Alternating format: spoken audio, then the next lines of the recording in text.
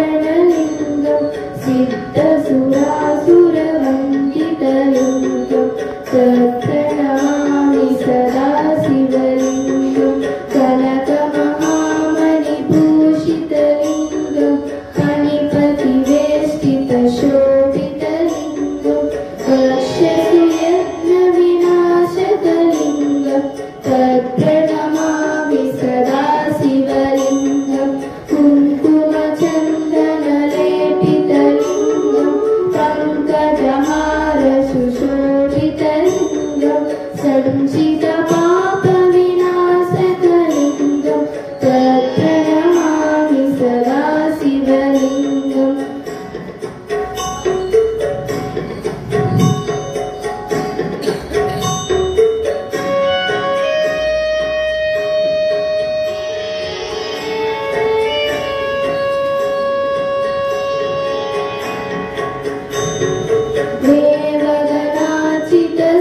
देवगणाचितसेवितलिङ्गं भावैर्भक्तिविरेवचलिङ्गं दिनकरकोटिप्रभाकरलिङ्गं तत्प्रणमामि सदा शिवलिङ्गम् अष्टदलोपरिवेष्टितलिङ्गं सर्वसमुद्भवकारणलिङ्गम् अष्टदरिद्रविनाशकलिङ्गं तत्प्रणमामि सदा शिवलिङ्गं सुरगुरुसुरवरपूजितलिङ्गं सुरवनपुष्पसदाचितलिङ्गं परमपदं परमात्मकलिङ्गं तत्प्रणमामि सदा शिवलिङ्गम् लिङ्गाष्टकविधः पुण्यं यः पठेत् शिवसन्निधौ शिवलोकमहाप्नोति